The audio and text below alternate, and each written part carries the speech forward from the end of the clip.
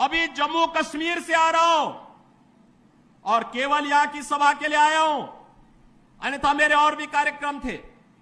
मैंने कहा नहीं, मैं जाऊंगा सरधना में, मैं इस बार जरूर जाऊंगा, 24 में मैं जरूर जाऊंगा।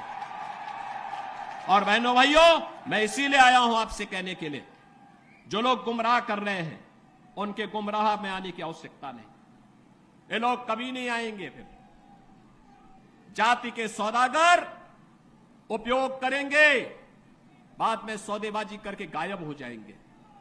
हमें किसी भी ऐसे व्यक्ति के बहकावे में नहीं आना है जिससे हमारा राष्ट्र धर्म खतरे में आए। याद रखना, इस देश के राष्ट्र धर्म को हमेशा खतरा जब भी आया है, इन्हीं लोगों के कारण आया है जिन्होंने जातीयता के आधार पर समाज के सामाजिक ताने बाने को छिन्न भिन्न किया है, हमेशा छिन्न भिन्न किया है। और बहनों और भाइयों, मैं आपको इस बात के लिए आश्वस्त करता हूं कि कोई माए के लाल बाल बांका नहीं कर सकता है। सुरक्षा की इतनी पुख्ता व्यवस्था हमने की है यूपी के अंदर। आज आप देखते होंगे बड़े बड़े दुर्दांत माफिया और अपराधी किस कदर उनकी दुर्गति हो रही है। आप देख रहे होंगे, जिनके नाम से ही लोग कर्फ्यू जैसा माहौल होता था, आज उनकी दुर्गति क्या है, हर व्यक्ति देख रहा है। इन माफिया और अपराधियों की स्थिति क्या है, आप रोज सोशल मीडिया के प्लेटफॉर्म को उठा करके देखते होंगे।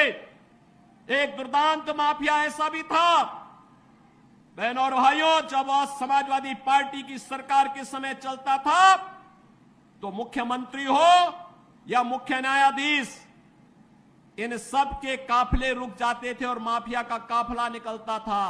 और जब हमने कार्रवाई की उस माफिया के खिलाफ और उसको रगड़ करके कोर्ट के सामने प्रस्तुत किया तो उसकी पैंट गीली हो गई थी,